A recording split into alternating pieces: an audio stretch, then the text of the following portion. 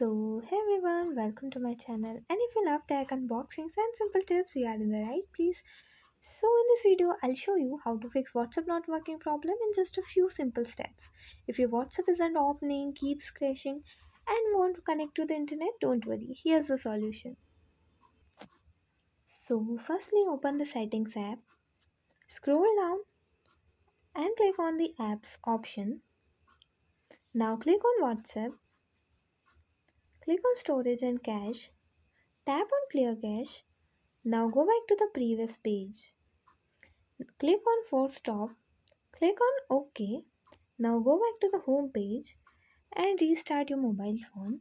And if you still face the problem, open the Play Store app. Now at the bottom, tap on the search icon and search for WhatsApp and update it if not.